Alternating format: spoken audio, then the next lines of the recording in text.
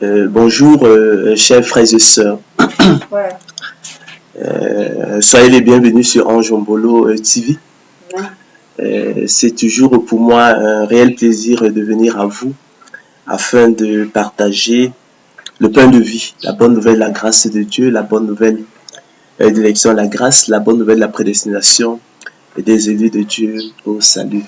Chers frères et sœurs, je ne me lasse point de vous enseigner les mêmes choses, mais comme disait l'apôtre Paul, pour vous, cela est salutaire. C'est la seule chose bonne et utile à savoir. Donc, cet après-midi, nous allons continuer de parler, chers frères et sœurs, de prédestination et des mérites imaginaires des élus de Dieu dans le salut. Nous allons continuer de parler de prédestination et des mérites imaginaires de l'homme dans le salut, selon qu'il est écrit.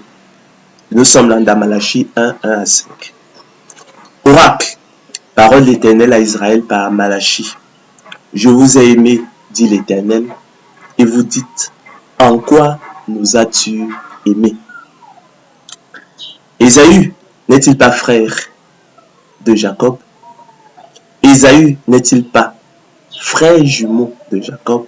Ésaü n'est-il pas le jumeau de Jacob, dit l'Éternel?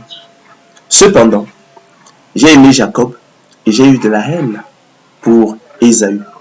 J'ai fait de ces montagnes une solitude. J'ai livré son héritage aux chacals du désert.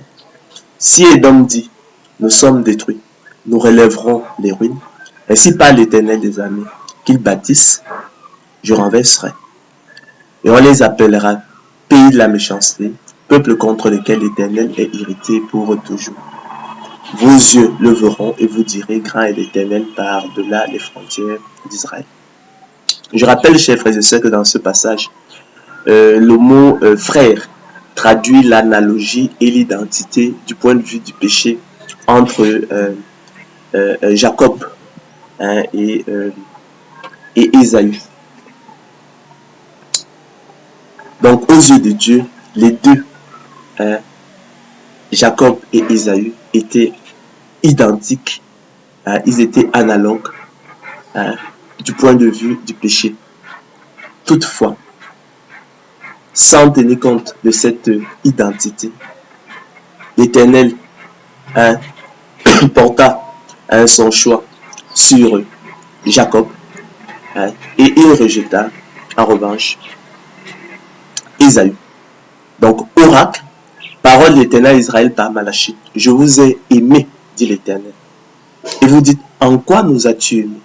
Ésaü n'est-il pas frère de Jacob, dit l'Éternel? Ésaü n'est-il pas frère jumeau? Ésaü n'est-il pas le jumeau de Jacob, dit l'Éternel? Cependant, j'ai aimé Jacob et j'ai eu de la haine pour Ésaü. J'ai fait de ces montagnes une solitude. J'ai livré son héritage aux chacals du désert. Si Édom dit, nous sommes détruits, nous relèverons des ruines. Ainsi parle l'Éternel des armées, qu'ils bâtissent, je renverserai.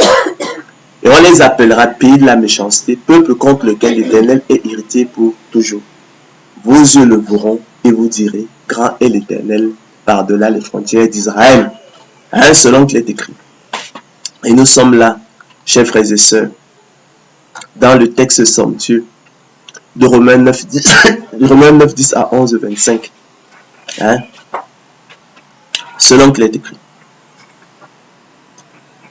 Et qui traite justement à l'élection de Jacob au détriment de son frère aîné Ésaü.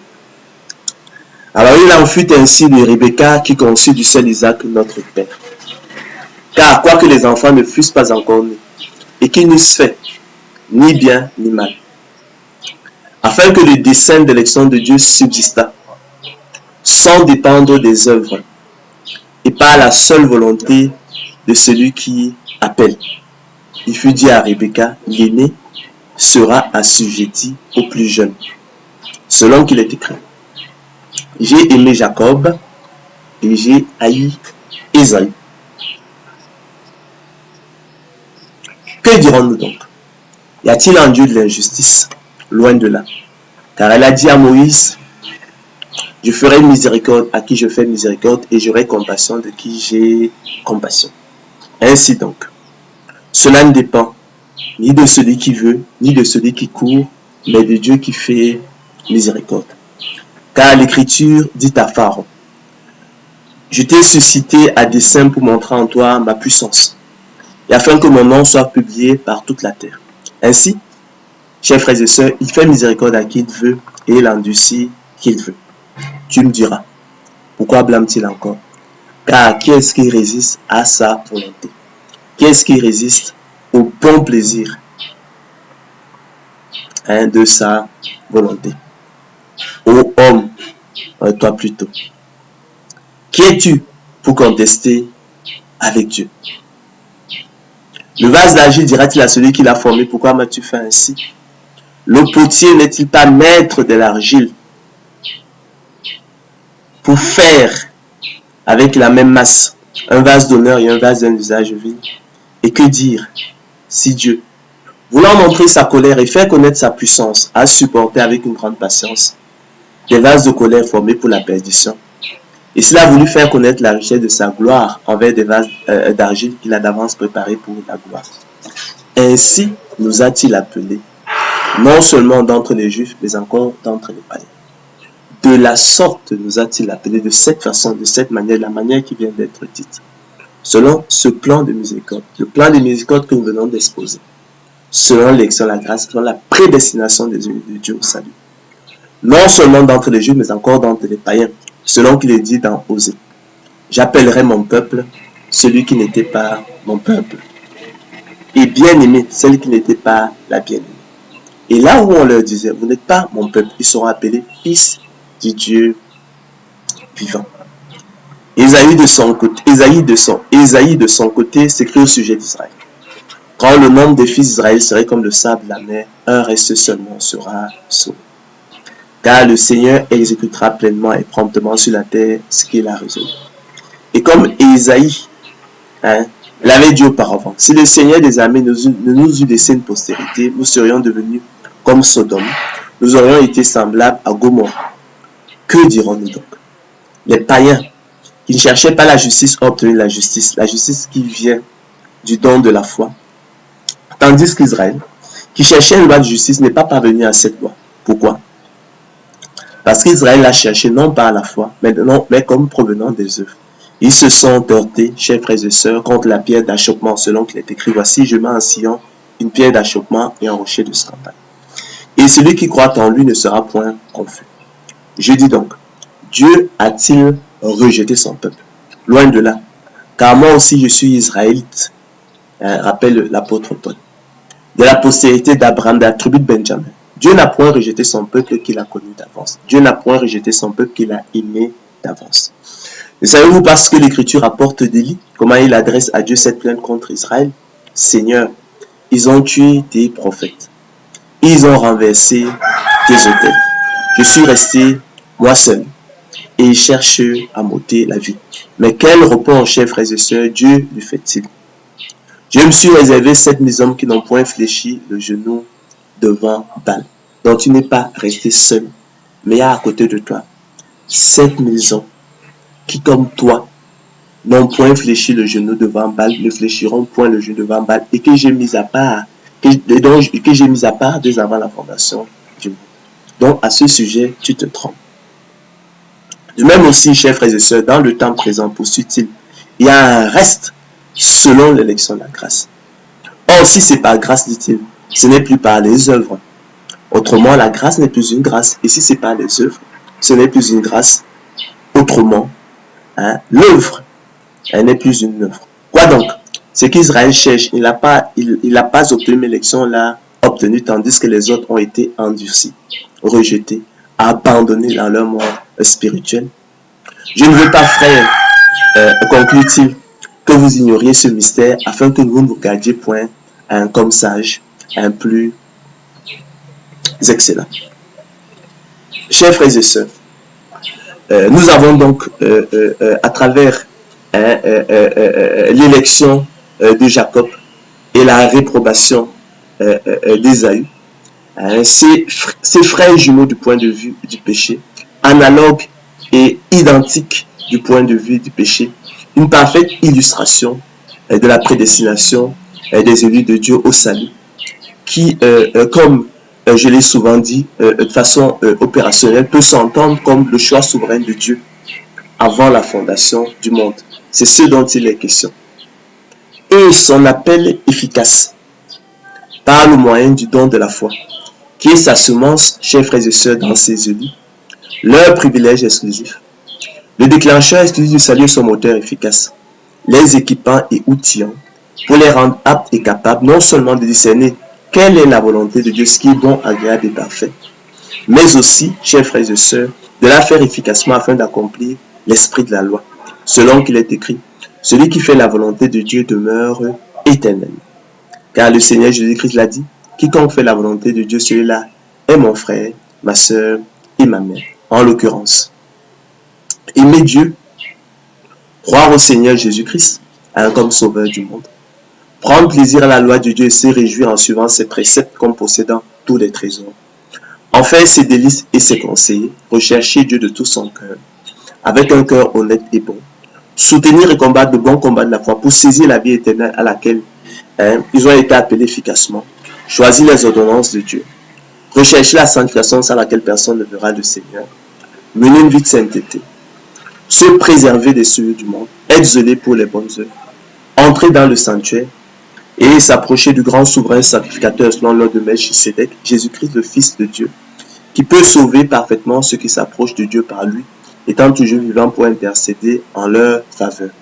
Les distinguant ainsi, chers frères et sœurs, de l'homme animal, des réprouvés, selon qu'il est écrit. Il vous a été fait la grâce par rapport à Christ de croire en lui. Il vous a été fait le privilège par rapport à Christ de croire en lui. Mais l'homme animal, chers frères et sœurs, vous le savez, ne reçoit pas les choses de l'Esprit de Dieu. Il n'accepte pas les choses de l'Esprit de Dieu. Pourquoi? Car elles sont une folie pour lui et il ne peut les connaître. Il ne peut les aimer parce que c'est spirituellement qu'on en juge. Ainsi, chers frères et sœurs, ne l'oublions jamais. C'est en espérance que nous sommes sauvés. Or, l'espérance qu'on voit n'est plus espérance. Ce qu'on voit, peut-on l'espérer encore? Mais si nous espérons ce que nous voyons, pas l'entendons avec persévérance, endurance, courage, détermination. Ainsi, chers frères et sœurs, par le don de la foi, qui est la semence de Dieu en lui, l'élu de Dieu est semblable au laboureur, disposant de la semence de maïs, d'haricots ou de cacao, dont il est notoire, vous le savez, avéré, établi, absolument certain et largement connu, que la culture produira le précieux fruit que sont les épis de maïs, les gousses d'haricots ou les cabosses de cacao, selon le cas, mais qui, naturellement, ne dispense aucunement, chers frères et sœurs, le laboureur de travailler, en l'occurrence, préparer le sol, semer, arroser, sacler, lutter contre les attaques des maladies, fertiliser le sol, selon qu'il est écrit. Il faut que le laboureur travaille avant de recueillir les fruits. Ça, c'est 2 Timothée 2,6. Il faut que le laboureur travaille avant de recueillir de la semence, les fruits. Il faut que le laboureur travaille avant de recueillir de la semence, le précieux fruit.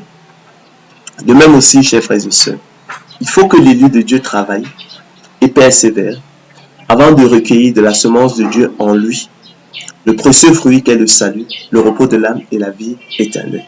Il faut que l'élu de Dieu travaille et persévère avant de recueillir du don de la foi, qui est la semence de Dieu en lui, le précieux fruit qu'est le salut, le repos de l'âme, chers frères et sœurs, et la vie éternelle. Par conséquent, souligne l'apôtre Paul, ce n'est pas que nous ayons déjà remporté le prix ou que nous ayons déjà atteint la perfection ou achevé la course. Mais je cours, dit-il, pour tâcher de saisir la main tendue du Seigneur Jésus-Christ. Je cours pour tenter d'entrer dans le sanctuaire, dont le voile a été déchiré en 2 par le milieu, depuis le haut jusqu'en bas, par le Seigneur Jésus-Christ à la croix de Golgotha, ouvrant ainsi pour nous une libre entrée dans le sanctuaire. Selon qu'il est écrit, venez à moi, vous tous qui êtes fatigués et chargés, vous donnerez du repos, car mon joug et tout mon fardeau, j'ai trouvé du repos pour vos âmes. frère, je ne pense pas l'avoir saisi. Mais je fais une chose, oubliant ce qui est en arrière et me portant vers ce qui est en avant, je cours vers le but pour remporter le prix de la vocation céleste de Dieu en Jésus-Christ.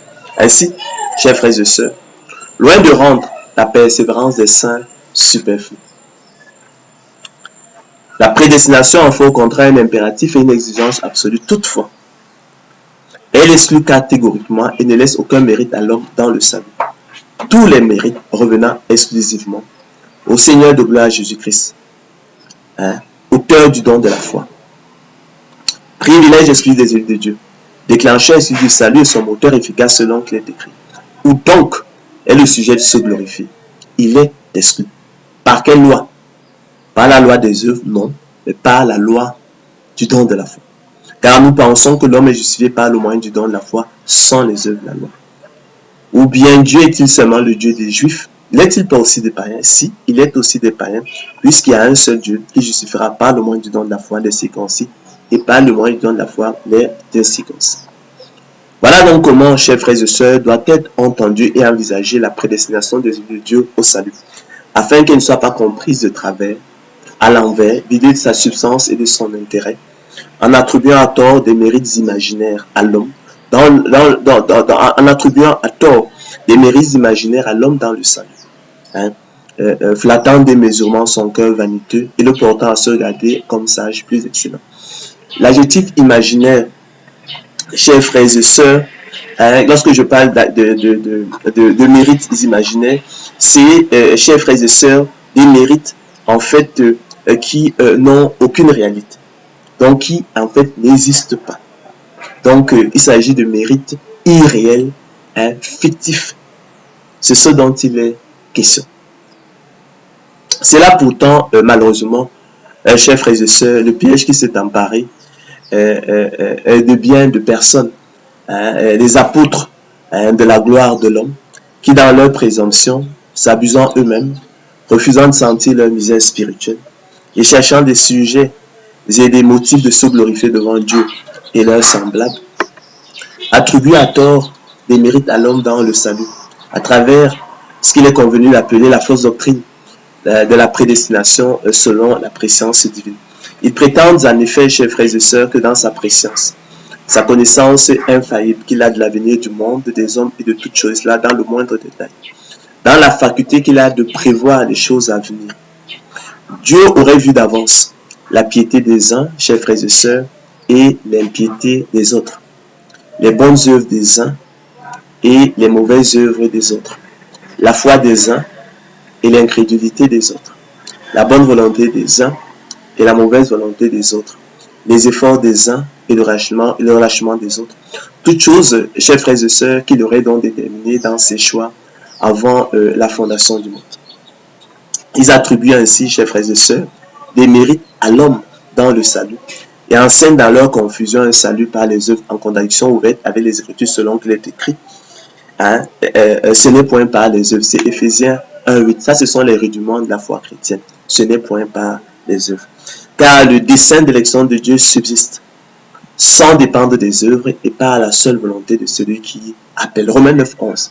Ainsi donc, cela ne dépend ni de celui qui veut, chers frères et sœurs, ni de celui qui court, mais de Dieu qui fait miséricorde. Ainsi, il fait miséricorde à qui il veut. Car il a dit à Moïse, je ferai miséricorde à qui je fais miséricorde et j'aurai compassion de qui j'ai compassion. Je fais grâce à qui je fais grâce et miséricorde à qui je fais miséricorde. Il est important de souligner qu'on parle ici, l'exemple de la grâce de la prédestination participe d'un plan de miséricorde. Il ne faut pas confondre avec un plan de condamnation. D'accord? En cela donc, chers frères et sœurs, ils veulent ignorer que la foi ne vient pas de l'homme, mais est un don de Dieu, selon qu'il est écrit. C'est par grâce que vous êtes sauvés, par le moyen de la foi.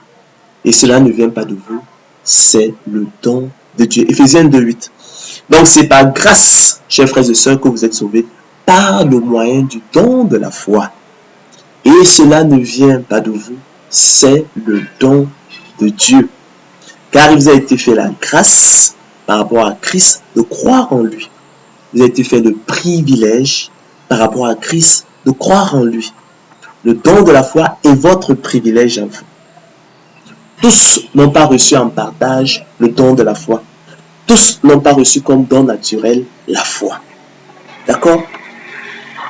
Hein? Selon qu'il est écrit, vous avez été fait la grâce par rapport à Christ de croire en lui. En conséquence, chers frères et sœurs, et considérant donc que la foi ne vient pas de l'homme, mais est un don de Dieu, Dieu aurait donc plus précisément, ainsi il faut rester dans la perspective de la prédestination sans la présence divine. Dieu aurait donc plus précisément vu d'avance l'acceptation du don de la foi des uns et le rejet du don de la foi des autres pour se déterminer. C'est ce qu'ils disent en fait, même s'ils ne comprennent pas parfaitement. Donc en conséquence, chers frères et sœurs, considérant donc que la foi ne vient pas de l'homme, mais est un don de Dieu, nous l'avons vu. Dieu aurait donc plus précisément vu d'avance l'acceptation du don de la foi des uns et le rejet du don de la foi des autres pour se déterminer.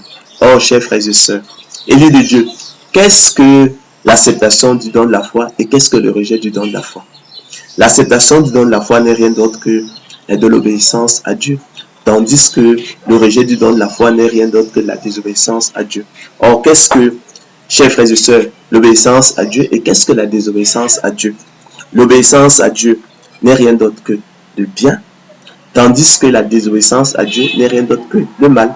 Or, qu'est-ce que le bien et qu'est-ce que le mal si ce ne sont les œuvres, selon qu'il est écrit? Et de plus, il en fut ainsi de Rebecca qui conçut du seul Isaac notre Père. Car quoique les enfants ne fussent pas encore nés, et qu'ils n'eussent fait ni bien ni mal, afin que le dessein d'élection de Dieu subsistât sans dépendre des œuvres, c'est-à-dire du bien et du mal que les enfants auraient fait, et par la seule volonté de celui qui appelle, il fut dit à Rebecca, l'aîné sera assujetti au plus jeune, selon qui est écrit, j'ai aimé Jacob et j'ai haï Ésaü. Donc c'est pour dire, chers frères et sœurs, que la Bible, ça reste le meilleur des dictionnaires. D'accord? Donc le bien et le mal, ça n'est rien d'autre. C'est ce que la Bible appelle en fait les œuvres. Donc lorsqu'on dit que Dieu a vu d'avance, aurait vu d'avance l'acceptation du don de la foi des uns, le rejet du don de la foi des autres, on est simplement en train de dire que Dieu aurait vu d'avance, chers frères et sœurs. L'obéissance des uns, la désobéissance des autres, c'est ça l'acceptation du don de la foi. C'est l'obéissance à Dieu et le rejet du don de la foi, c'est de la désobéissance à Dieu. On est en train donc de dire, à travers, en disant que Dieu aurait vu d'avance la foi des uns et l'impiété des autres. En fait, on est en train de dire que, comme nous avons vu que la foi ne vient pas de l'homme, mais est un don de Dieu, on est simplement en train de dire que face au don de la foi, les uns l'auraient accepté, les autres l'auraient rejeté. Or, dire que les uns que les uns auraient accepté, les autres l'auraient rejeté, ça veut dire simplement que les uns seraient montrés obéissants, les autres seraient montrés désobéissants. Donc Dieu aurait vu donc l'obéissance des uns et la désobéissance des autres pour se déterminer. Il aurait donc vu, chers frères et sœurs, le bien, ils auraient donc vu le bien que certains auraient fait, en l'occurrence donc leur obéissance à Dieu, et le mal que les autres auraient fait, tout simplement, en l'occurrence effectivement leur désobéissance à Dieu. Or, le bien et le mal, nous avons vu en fait que ça n'est que les œuvres, donc sans comprendre ce qu'ils disent, ils enseignent effectivement un salut par les œuvres. Or, pour quelqu'un qui a assimilé ne fût-ce que les rudiments de la foi chrétienne, il sait parfaitement que ce n'est point par les œuvres. Ainsi, comme l'a dit l'apôtre Paul, ils veulent être docteurs de la loi et ils ne comprennent ni ce qu'ils disent, ni ce qu'ils affirment. N'ignorons pas, chers frères et sœurs, que la loi est bonne, pour vous qu'on en fasse un usage légitime, sachant bien que la loi n'est pas faite pour le juste, mais pour les méchants et les rebelles, les impies et les pécheurs, les irréligieux et les profanes, les parricides, les meurtriers, les impudiques, les infâmes, les voleurs d'hommes, les menteurs, les parjures et tout ce qui est contraire à la saine doctrine, conformément à l'évangile, la gloire du Dieu bienheureux, évangile qui m'a été confié, écrit l'apôtre Paul à cet égard. Ainsi, sans s'en rendre compte, chers frères et sœurs, ils enseignent donc un salut par les œuvres et partant, chers frères et sœurs, des hérésies. Il faut que cela soit très bien compris. Donc je disais qu'en conséquence, et considérant donc que la foi ne vient pas de l'homme, mais est un don de Dieu. C'est pas moi qui le dis, mais nous l'avons lu. Hein? Dans Ephésiens 2:8, donc il est écrit, c'est par grâce que vous êtes sauvés, par le moyen de la foi, par le moyen du don de la foi. Et cela ne vient pas de vous, c'est le don de Dieu. D'accord? Donc, considérant donc que, chers frères et sœurs, la foi ne vient pas de l'homme, mais est un don de Dieu. Dieu aurait donc plus précisément vu d'avance l'acceptation du don de la foi des uns et le rejet du don de la foi des autres pour se déterminer. C'est ça qu'ils disent en fait, même s'ils ne prononcent pas ces mots, en disant que Dieu aurait vu d'avance la foi des uns et l'impiété des autres. Entendu que la foi ne vient pas d'homme, mais un don de Dieu, ils sont donc en train de dire que face au don de la foi, Dieu aurait vu l'acceptation du don de la foi des uns et le rejet du don de la foi des autres. C'est simplement en fait ce qu'ils disent. Or, qu'est-ce que l'acceptation du don de la foi et qu'est-ce que le rejet du don de la foi? L'acceptation du don de la foi n'est rien d'autre que l'obéissance à Dieu, chers frères et sœurs, tandis que le rejet du don de la foi n'est rien d'autre, chers frères et sœurs, que la désobéissance à Dieu. Or, qu'est-ce que l'obéissance à Dieu et qu'est-ce que la désobéissance à Dieu? L'obéissance à Dieu n'est rien d'autre que le bien, tandis que la désobéissance à Dieu n'est rien d'autre que le mal. Or, qu'est-ce que le bien et qu'est-ce que le mal si ce ne sont les œuvres, selon qu'il est écrit. Et de plus, il en fut ainsi de Rebecca qui conçut du seul Isaac notre père. Car quoique les enfants ne fussent pas encore nés et qu'ils n'eussent fait ni bien ni mal, afin que les délections de Dieu subsistent sans dépendre des œuvres, c'est-à-dire du bien ou du mal que les enfants auraient fait, par la seule volonté de celui qui appelle, il fut dit à Rebecca, l'aîné sera assujetti au plus jeune, selon que j'ai aimé Jacob et j'ai haï Ésaü.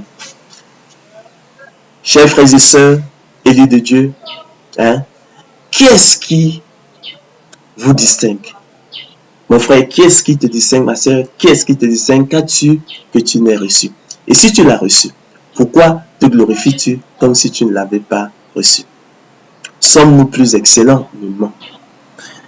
Chers frères et sœurs, la réponse à ces questions est capitale pour une compréhension juste et féconde de la doctrine biblique, la prédestination des élus de Dieu au salut. Afin qu'elle ne soit pas comprise de travers, je l'ai souvent dit, à l'envers, vidée de sa substance, c'est ça l'enjeu, et de son intérêt. Avec à la clé une dangereuse régression dans la propre justice, le salut par les œuvres et les mérites, et l'évangile de la gloire de l'homme, se regardant, chers frères et sœurs, plus sages, plus excellents, et s'abusant ainsi eux-mêmes. Qu'est-ce qui te distingue, ma sœur? Serait-ce tes bonnes œuvres, ta propre justice, ton ascèse, ta piété, ta foi, ta volonté, tes efforts ou encore quelques autres mérites personnels? Nullement.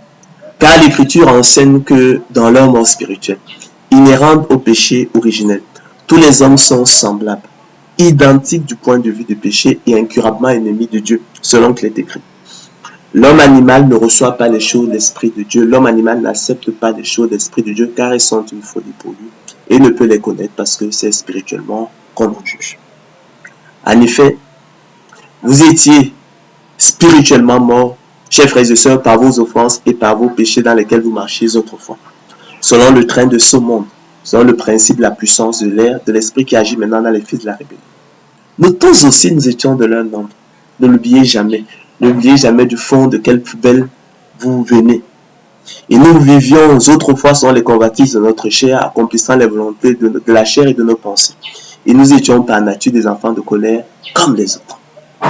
C'est pourquoi l'apôtre Paul pouvait se présenter comme le premier des pécheurs. Il n'oublie pas d'où il vient. Car nous aussi, poursuit-il, nous étions autrefois insensés, désobéissants, qui ne se reconnaissent pas dans cette description, égarés, asservis à toute espèce de convoitise et de volupté, vivant dans la méchanceté et dans l'envie. Dignes d'être haïs et nous haïssons les uns les autres. Mais lorsque la bonté de Dieu, notre Sauveur, son amour pour les hommes ont été manifestés, il nous a sauvés, chers frères et sœurs. Il vous a sauvés, élus de Dieu. Non à cause des œuvres de justice que vous auriez faites, mais selon sa miséricorde, par la nouvelle naissance, opérée par le Saint-Esprit qu'il a répandu sur nous avec abondance par Jésus-Christ notre Sauveur, afin que justifiés par sa grâce, déclarés justes par sa grâce, nous devenions en espérance héritiers de la vie éternelle. Cette parole est certaine et je veux que tu affirmes ces choses, afin que ceux qui ont cru en Dieu s'appliquent à pratiquer de bonnes œuvres. Voilà ce qui est bon et utile aux hommes. Mais évite les discussions folles, les généalogies, les querelles, les disputes relatives à la loi, car elles sont vaines et inutiles. Je rappelle, chers frères et sœurs, que le verbe sauver signifie ici procurer le salut éternel par l'expérience unique de la nouvelle naissance. Donc, il s'applique seul aux élus de Dieu. Seuls les élus de Dieu ont été sauvés. Et non à cause des œuvres de justice qu'ils auraient faites, mais selon la miséricorde de Dieu. D'accord? Par le baptême de la régénération. Mais par le baptême de la régénération. D'accord? Et le renouvellement de l'intelligence opéré par le Saint-Esprit. À l'occasion, effectivement, de la nouvelle naissance. Par conséquent, les élus de Dieu ne sont point plus excellents. Provenant, je l'ai dit, de la même poubelle dans laquelle gît le monde qui périt, dont ils n'étaient alors point plus sages. Ainsi, en vérité, il n'y a rien de bon en l'homme animal qui puisse déterminer Dieu à choisir l'un plutôt que l'autre, si ce n'est le bon plaisir de sa volonté. Selon qu'il est écrit, Dieu nous a sauvés et nous a adressé une sainte vocation, non à cause de nos œuvres, mais selon son propre dessein, selon le même principe qui préside au pouvoir, c'est-à-dire donc sans cause pour rien. Car je ne veux pas, frère, souligne l'apôtre Paul, que vous ignorez ce mystère afin que vous le gardiez point comme sage plus excellent. Je rappelle que le bon plaisir, chers frères et sœurs, c'est la volonté arbitraire, la volonté arbitrairement exprimée, c'est la volonté exprimée par le seul fait qu'elle agrée à celui qui parle en dehors de toute règle. Alors, et lorsqu'on parle du verbe arbitraire, arbitraire a malheureusement effectivement une connotation négative, mais il signifie simplement qu'il dépend de la seule volonté, n'est pas lié par l'observation de règles. On dira donc aussi discrétionnaire. Discrétionnaire qui signifie qu'il confère à quelqu'un en fait la libre décision. S'agissant du salut, étant entendu que la miséricorde, étant entendu que tous ont péché et sont privés de la gloire de Dieu, l'Éternel fait simplement de son bien ce qu'il veut. En l'occurrence, il le distribue gratuitement à ceux qui n'y ont point droit. Alors, maintenant, la miséricorde n'étant point un droit, personne, chers frères et sœurs, ne saurait l'exiger. C'est le même principe qui gouverne, en fait, qui est à l'œuvre dans les pourboires.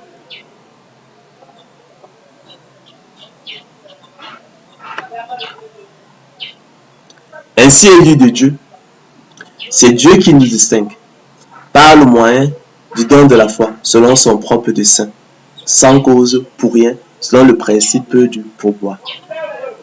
Le don de la foi à salut n'est pas un droit et personne ne saurait l'exiger, selon qu'il est écrit. Simon Pierre, serviteur apôtre de Jésus-Christ, à ceux qui ont reçu en partage une foi du même prix que la nôtre. À ceux qui ont eu comme don naturel une foi du même prix que la nôtre. Recevoir en partage, c'est avoir comme don naturel. Par la justice de notre Dieu et du Sauveur Jésus-Christ, que la grâce et la paix vous soient multipliées par la connaissance de Dieu et de Jésus notre Seigneur. Pour ce qui concerne les dons spirituels, poursuit l'apôtre Paul, je ne veux pas, frère, que vous soyez dans l'ignorance. Vous savez que lorsque vous étiez païens, c'est-à-dire privés du don de l'esprit, privés du don de la foi à salut, vous laissiez entraîner vers les idoles muettes selon que vous étiez conduits. C'est pourquoi je vous déclare que nous, s'il parle par l'Esprit de Dieu, ne dit Jésus est anathème. Et que nul ne peut dire Jésus est le Seigneur si ce n'est pas le Saint-Esprit. Il y a diversité de dons, chers frères et sœurs, mais le même Esprit. Diversité de ministères, mais le même Seigneur. Diversité d'opérations, mais le même Dieu qui opère tout en tous. Or, à chacun, chers frères et sœurs, retenez-le, la manifestation de l'Esprit est donnée pour l'utilité commune. En effet, à l'un est donnée par l'Esprit une parole de sagesse, à un autre une parole de connaissance sur le même Esprit, à un autre la foi par le même Esprit. À un autre le don de guérison par le même Esprit, à un autre le don d'opérer des miracles, à un autre la prophétie, à un autre le discernement des esprits, à un autre la diversité des langues, à un autre l'interprétation des langues. Un seul et même Esprit, chers frères et sœurs, opère toutes ces choses, les distribuer à chacun en particulier comme il le veut, selon le bon plaisir de sa volonté, selon son propre dessein. 1 Corinthiens 12, 1 à 11. Je vous exhorte donc, moi le prisonnier dans le Seigneur, écrit l'apôtre Paul, à marcher d'une manière digne de la vocation qui vous a été adressée, en toute humilité et douceur, avec patience, vous supportant les uns les autres avec charité, vous efforçant de conserver l'unité de l'esprit par le lien de la paix. Il y a un seul corps et un seul esprit, comme aussi vous avez été appelés à une seule espérance par votre vocation. Il y a un seul Seigneur, une seule foi, un seul baptême, un seul Dieu et Père de tous qui est au-dessus de tous et parmi tous et en tous. Mais à chacun de nous, chers frères et sœurs, la grâce a été donnée selon la mesure du don de Christ. Par la grâce qui m'a été donnée, poursuite conclut-il, je dis à chacun de vous de n'avoir pas de lui-même une trop haute opinion, mais de revêtir des sentiments modestes selon la mesure de foi que Dieu a départie à chacun, selon le bon plaisir de sa volonté. Le don de la foi constitue, chers frères et sœurs, la semence de Dieu dans ses élus. C'est leur privilège exclusif. C'est le déclencheur du salut et son moteur efficace. Par le moyen du don de la foi, Dieu équipe et outille ses élus pour les rendre aptes et capables non seulement de discerner quelle est la volonté de Dieu, ce qui est bon, agréable et parfait, mais aussi de la faire efficacement afin d'accomplir l'esprit de la loi. Selon qu'il est écrit, celui qui fait la volonté de Dieu demeure éternellement. Car le Seigneur Jésus-Christ l'a dit, quiconque fait la volonté de Dieu, celui-là est mon frère, ma soeur et ma mère. Les distinguant ainsi de l'homme animal, les réprouver selon qu'il est écrit, mais l'homme animal ne reçoit pas les choses de l'Esprit de Dieu, car elles sont une folie pour lui et il ne peut les connaître parce que c'est spirituellement qu'on juge. Vous savez, chers frères et sœurs, que nous servons dans un esprit, nous servons dans un esprit nouveau, selon l'esprit de la loi, et non selon la lettre de la loi qui a vécu, car la lettre de la loi tue, mais l'esprit de la loi vivifie, en sorte que nous changeons pour la grâce de Dieu en dissolution. En l'occurrence, Dieu distingue ses élus de l'homme animal et des réprouvés par le moyen du don de la foi. Il les rend capables de l'aimer, de croire au Seigneur Jésus-Christ, de prendre plaisir à la loi de Dieu, se réjouir en suivant ses préceptes comme possédant tous les trésors, d'en faire leurs délices et leurs conseils, de rechercher Dieu de tout leur cœur, avec un cœur honnête et bon, de soutenir et combattre le bon combat de la foi pour saisir la vie éternelle à laquelle ils ont été appelés efficacement, et de choisir les ordonnances de Dieu, de rechercher la sanctification sans laquelle personne ne verra le Seigneur, de mener une vie de sainteté, de se préserver des souillures du monde, d'être zélé pour les bonnes œuvres et d'entrer dans le sanctuaire pour s'approcher du grand souverain sacrificateur selon l'ordre de Melchisédek Jésus, le Fils de Dieu qui peut sauver parfaitement ceux qui s'approchent de Dieu par lui étant vivant pour intercéder en leur faveur. Cela, chers frères et sœurs, que cela soit clair, l'homme animal, dans sa mort spirituelle, en est bien incapable. L'homme animal, chers frères et sœurs, est incapable de discerner quelle est la volonté de Dieu. Il est incapable de discerner ce qui est bon, agréable et parfait. L'homme animal est encore plus incapable de faire cette volonté de Dieu, d'autant plus qu'il ne la connaît même pas. À combien plus forte raison, chers frères et sœurs, sera-t-il incapable d'accomplir l'esprit de la loi. Ainsi, chers frères et sœurs, regardons comme un observateur superficiel. Regardons donc superficiellement naïvement, hein, comme un observateur superficiel, et à tort aux bonnes œuvres des élus, et non aux précieux dons de la foi reçus qui les précèdent. Source et cause des bonnes œuvres des élus, privilège des élus de Dieu, déclencheur et celui du salut et son moteur efficace, œuvre du Seigneur Jésus-Christ. Les apôtres de l'évangile, la gloire de l'homme, enseignent un salut par des mérites imaginaires. J'ai dit imaginaire, c'est fictif, hein, qui n'a aucune réalité. Hein. Les apôtres de l'évangile, la gloire de l'homme, enseignent, chers frères et sœurs, un salut par des mérites imaginaires et donnent ainsi à tort aux hommes qui se seraient ainsi distingués eux-mêmes des sujets et des motifs de se glorifier devant Dieu et devant leurs semblables. Frères, le vœu de mon cœur, écrit l'apôtre Paul, et ma prière à Dieu pour eux, c'est qu'ils soient sauvés. Je leur rends le témoignage qu'ils ont du zèle pour Dieu, mais sans intelligence, ne connaissant pas la justice de Dieu et cherchant à établir leur propre justice, ils ne sont point soumis à la justice de Dieu. Ainsi, chers frères et sœurs, à la vérité, s'il y a quelques mérites et quelques sujets qui se glorifient, et il y en a, ils reviennent assurément au Seigneur de gloire Jésus-Christ, lui, l'auteur du don, hein, de la foi à salut. Déclencheur et celui du salut, son moteur efficace. C'est de lui, par lui et pour lui que sont toutes choses. À lui la gloire dans tous les siècles. Amen. Et tout autre mérite que l'homme voudrait s'attribuer dans le salut ne serait qu'imaginaire. J'ai dit fictif et réel, sans aucune réalité. À cet égard, il est hautement significatif que tous ceux à qui il a été fait le don de la foi seront sauvés, tandis que tous ceux qui en ont été privés périront, selon qu'il est écrit. Tous ceux que le Père me donne viendront à moi. Tous ceux que le Père m'a donné viendront à moi. Tous ceux que le Père m'a donné dès avant la fondation du monde viendront à moi. Donc à cet égard, je disais, chers frères et sœurs, et cela est important, il est hautement significatif que tous ceux qui ont reçu comme don naturel, hein, la foi, seront sauvés, tandis que tous ceux qui en ont été privés périront. Tous ceux, hein, qui ont reçu en partage la foi, chers frères et sœurs, seront sauvés, tandis que tous ceux qui en ont été privés périront. Tous ceux qui ont eu comme don naturel la foi, chers frères et sœurs, seront sauvés, tandis que tous ceux qui en ont été privés périront. Donc il est hautement significatif que tous ceux à qui il a été fait le don de la foi seront sauvés, tandis que tous ceux qui en ont été privés périront selon qu'il est écrit. Tous ceux que le Père me donne viendront à moi. Tous ceux que le Père m'a donné viendront à moi. Tous ceux que le Père m'a donné dès avant la fondation du monde, hein, viendront à moi, hein, a dit le Seigneur Jésus-Christ dans Jean 6:37. C'est pourquoi aussi, chers frères et sœurs, et à juste titre, la parole de Dieu ne connaît qu'une seule forme de justice. Non ma justice, ma propre justice, celle qui vient de la loi, de la promesse conditionnelle, mais celle qui s'obtient par la foi en Christ, par le moyen du don de la foi. La justice qui vient de Dieu par la foi, par le moyen du don de la foi.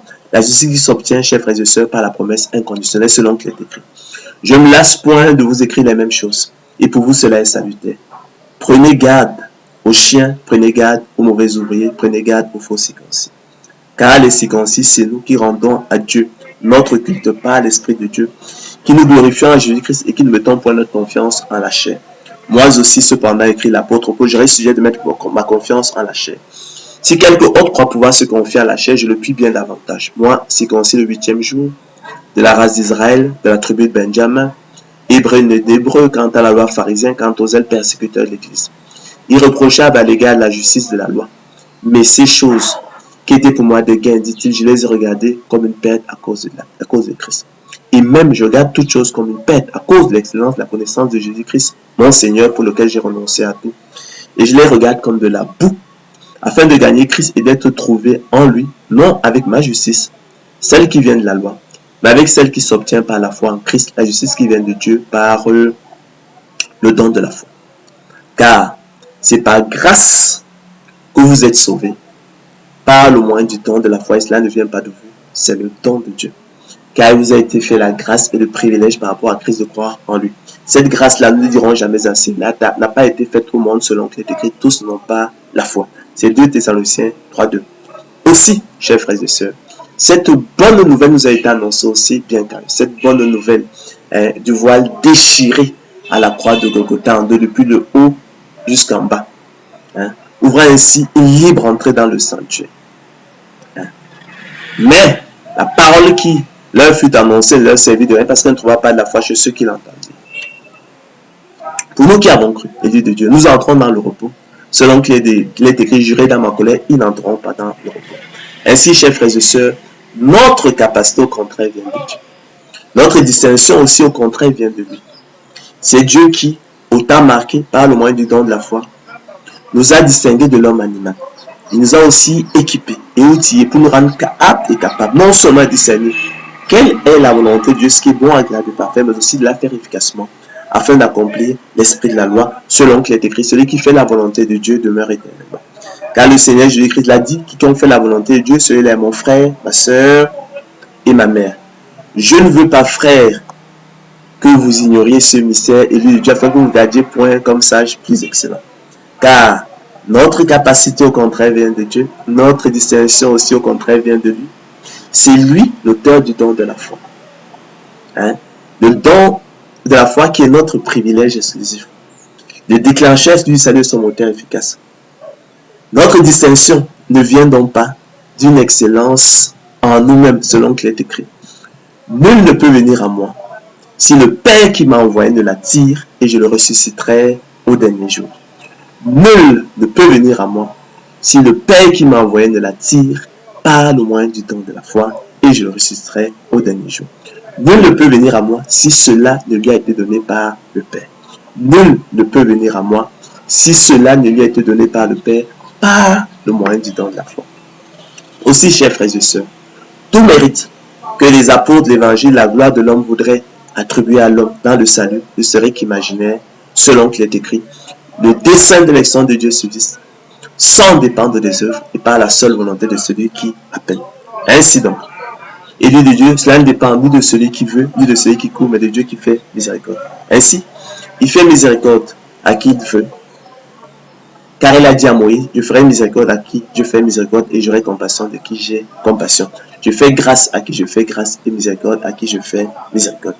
C'est pourquoi aussi, chers frères et sœurs, la prédestination n'est point selon la présence divine, qui regarde aux mérites imaginaires des élus, qui regarde aux mérites fictifs des élus, à des réalités, à des choses irréelles. Voilà, donc ils regardent aux mérites imaginaires des élus, à leurs bonnes œuvres, et non aux précieux dons de la foi reçus qui les précèdent, cause et source des bonnes œuvres des élus, privilège exclusif des élus de Dieu, déclencheur exclusif du salut, son moteur efficace. Mais les selon le bon plaisir et la volonté de Dieu. Les élus de Dieu n'étant point plus excellents, plus sages, mais semblables et identiques du point de vue du péché aux réprouvés, dans leur mort spirituelle, qui leur était commune, inhérente, chers frères et sœurs, au péché originel selon qu'il est écrit. Oracle, parole de l'Éternel à Israël par Malachie, je vous ai aimé, dit l'Éternel, et vous dites, en quoi nous as-tu aimé? Et Isaïe n'est-il pas frère de Jacob de l'Éternel? Et Isaïe n'est-il pas le frère jumeau de Jacob de l'Éternel? Isaïe n'est-il pas le jumeau de Jacob de l'Éternel? Cependant, en dépit de cette identité du point de vue du péché entre les deux frères, j'ai aimé Jacob et j'ai eu la haine pour Isaïe. J'ai fait de ces montagnes une solitude. J'ai livré son héritage au chacal du désert. Si Édom dit, nous sommes détruits, nous relèverons les ruines, ainsi par l'Éternel des armées, qu'ils bâtissent, je renverserai. On les appellera pays de la méchanceté, peuple contre lesquels l'Éternel est irrité pour toujours. Vos yeux leveront et vous direz, grand l'Éternel par-delà les frontières d'Israël. Selon qu'il est écrit, il en fut ainsi de Rebecca, texte magnifique, chers frères et sœurs, qui conçut du seul Isaac notre Père. Car quoique les enfants ne fussent pas encore nés et qu'ils n'eussent fait ni bien ni mal, afin que le dessein d'élection de Dieu subsiste sans dépendre des œuvres et par la seule volonté de celui qui appelle. Il fut dit à Rebecca, l'aîné sera assujetti au plus jeune selon qu'il est écrit, j'ai aimé Jacob et j'ai haï Ésaü. Donc, vous voyez parfaitement, chers frères et sœurs, que l'emphase ici est mise sur en fait le bon plaisir de la volonté de Dieu, sur la prédestination. Il n'est pas dit que il en fut ainsi de Rebecca qui conçut du seul Isaac notre père, car quoique les enfants ne fussent pas encore nés, qu'ils n'eussent fait ni bien ni mal, afin que la préscience divine fût manifeste, il fut dit à Rebecca que l'aîné serait assujetti au plus jeune. Non, ce n'est pas ce dont il est question ici. On ne parle pas de préscience divine, mais aussi de bon plaisir, la volonté de Dieu, et partant donc en fait de prédestination. Y a-t-il en Dieu de l'injustice? Que dirons-nous donc? Y a-t-il en Dieu de l'injustice? Loin de là. Car elle a dit à Moïse, je ferai miséricorde à qui je fais miséricorde et j'aurai compassion de qui j'ai compassion. Et j'ai dit qu'il fallait noter ici qu'il s'agissait ici d'un plan de miséricorde et non d'un plan de condamnation. Ainsi donc, cela ne dépend ni de celui qui veut, ni de celui qui court, mais de Dieu qui fait miséricorde. Car l'Écriture a dit à Pharaon, je t'ai suscité à dessein pour montrer en toi ma puissance, afin que mon nom soit publié par toute la terre. Ainsi, il fait miséricorde à qui il veut, il endurcit qui il veut. Tu me diras pourquoi blâmes-tu encore? Car qui est-ce qui résiste à sa volonté, au bon plaisir de sa volonté? Ô homme, toi plutôt, qui es-tu pour contester avec Dieu? Le vase d'argile dira-t-il à celui qui l'a formé, pourquoi m'as-tu fait ainsi? Le potier n'est-il pas maître de l'argile pour faire avec la même masse un vase d'honneur et un vase d'un visage vil? Et que dire si Dieu, pour la montrer sa colère, il fait connaître sa puissance, a supporté avec une grande patience des vases de colère formés pour la perdition. Et s'il a voulu faire connaître la richesse de sa gloire envers des vases de miséricorde qu'il a d'avance préparés pour la gloire. Ainsi nous a-t-il appelés. De la sorte nous a-t-il appelés, de cette façon, de cette manière, selon ce plan de miséricorde, selon l'élection de la grâce, selon la prédestination des yeux de Dieu, non seulement d'entre les Juifs, mais encore d'entre les païens. Je dis donc, Dieu a-t-il rejeté son peuple? Loin de là. Car moi aussi, je suis israélite, la postérité de la tribu de Benjamin. Dieu n'a point rejeté son peuple qu'il a connu d'avance, qu'il a aimé d'avance. Ne savons parce que l'Écriture rapporte d'Élie comment il adresse à Dieu cette plainte contre Israël. Seigneur, ils ont tué tes prophètes, ils ont renversé tes autels, je suis resté moi seul et cherche à monter la vie. Mais quelle réponse Dieu lui fait-il? Je me suis réservé 7000 hommes qui n'ont point fléchi le genou devant Baal. De même, dans le temps présent, il y a un reste dans l'élection de la grâce. Or, si ce n'est pas grâce, ce n'est plus par les œuvres. Autrement, la grâce n'est plus une grâce. Ici, ce n'est pas les œuvres, ce n'est plus une grâce. Autrement, l'œuvre n'est plus une œuvre. Quoi donc? C'est qu'Israël cherche, il n'a pas obtenu, mais l'élection l'a obtenu, tandis que les autres ont été abandonnés dans leur monde spirituel, rejetés, endurcis. Je ne veux pas, frère, que vous ignorez ce mystère afin que vous gardiez point comme sage plus excellent, écrit l'apôtre Paul. Nous sommes donc parvenus, chers frères et sœurs, au thème de notre conférence qui était consacré, je l'ai dit, à la prédestination, aux mérites imaginaires, effectivement, des élus dans le salut. Nous avons donc vu que les élus de Dieu, en fait, n'ont aucun mérite, en fait, dans le salut. Tous les mérites revenaient, en fait, à l'auteur du don de la foi. Le don de la foi, qui est, chers frères et sœurs, le déclencheur exclusif du salut et son moteur efficace. Le don de la foi est le privilège des seuls élus de Dieu, chers frères et sœurs, selon qu'il est écrit, Philippiens 1, 29, il vous a été fait la grâce par rapport à Christ, de croire en lui. Par le moyen du don de la foi, le Seigneur Jésus-Christ distingue donc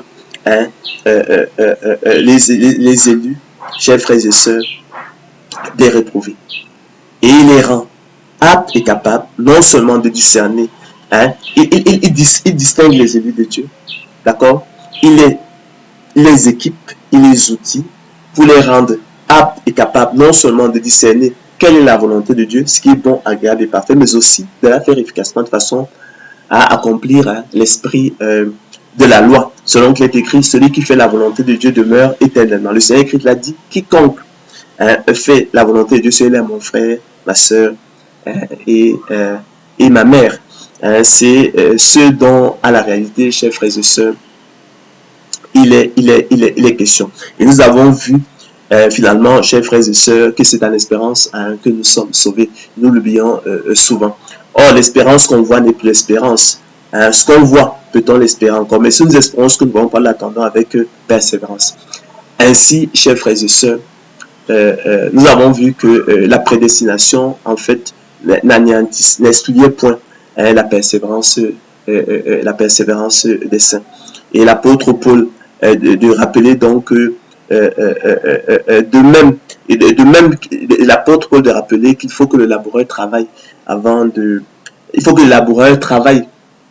recueillir les fruits. Il faut que le laboureur travaille avant de recueillir les fruits. Il faut que le laboureur travaille avant de recueillir de la semence les fruits. Il faut que le laboureur travaille avant de recueillir la semence, le précieux fruit. De même, il faut que l'élu de Dieu travaille et persévère avant de recueillir de la semence de Dieu en lui, donc du don de la foi, le précieux fruit qui est le salut, le repos de l'âme et la vie éternelle. Donc, à travers donc le don de la foi, nous avons vu que l'élu de Dieu est semblable au laboureur, disposant effectivement de la semence de maïs, de haricots, tout ce que vous voulez, dont il est notoire, absolument certain que la culture produira des épis de maïs, mais qui ne dispense nullement le laboureur, effectivement, de travailler, de labourer, et de semer, de bêcher, de s'atteler, avant effectivement de recueillir le précieux fruit. Si effectivement il s'amusait à ne pas semer, il ne pourrait rien attendre du précieux fruit qu'il aurait, je ne sais pas, abandonné dans le tiroir. Donc, il faut que le laboureur travaille avant de recueillir les fruits. De même, il faut que l'Élu de Dieu travaille, persévère avant de recueillir de la semence, le précieux fruit qu'est le repos de l'âme, de salut et la vie éternelle. Donc, il faut que le laboureur travaille avant de recueillir les fruits. Il faut que le laboureur travaille avant de recueillir de la semence les fruits. Il faut que le laboureur travaille avant de recueillir de la semence le précieux fruit. De même, il faut que l'Élu de Dieu travaille, persévère avant de recueillir la semence de Dieu en lui, le précieux fruit qui est le salut, le repos de l'âme et la vie éternelle. C'est ce dont il est question. Donc l'élection, la prédestination n'exclut point la persévérance des saints, mais en fait au contraire effectivement une nécessité. Mais nécessité n'est pas synonyme de mérite. D'accord? Les mérites reviennent à l'auteur du don de la foi. C'est lui qui nous a rendus, c'est lui qui nous a équipés, qui nous a outillés, qui nous a rendus aptes et capables non seulement de discerner quelle est la volonté de Dieu, ce qui est bon, agréable, parfait, mais aussi de la faire efficacement de façon à accomplir l'esprit de la loi. C'est pourquoi je disais qu'il était hautement significatif que tous ceux à qui il a été fait le don de la foi seront sauvés, tandis que tous ceux qui en ont été privés périront. Donc tous les mérites reviennent à l'auteur du don de la foi. Il ne s'agit pas de regarder à notre foi, à notre bonne œuvre, mais comme un observateur spécial, mais il faut regarder plus loin, à l'auteur de ces choses-là. Il faut regarder à l'auteur du don de la foi et qui nous distingue donc, qui nous équipe, qui nous outille, qui nous rend aptes et capables non seulement de discerner quelle est la volonté de ce qui est bon, agréable, parfait, mais aussi de la faire efficacement de façon à accomplir l'esprit de la loi. C'est à lui que reviennent les mérites. Tout le reste n'est que mérite imaginaire, c'est-à-dire sans réalité, c'est-à-dire de la fiction. Je ne veux pas, frère, que vous ignoriez ce mystère afin que vous gardiez point comme sage. Que personne ne vide la très sainte doctrine de la prédestination de son intérêt et de sa substance. C'est une consolation éternelle et une bonne espérance. Ma prière à Dieu pour vous, c'est qu'il illumine les yeux de votre cœur, de votre intelligence pour que vous puissiez vous approprier de ces choses.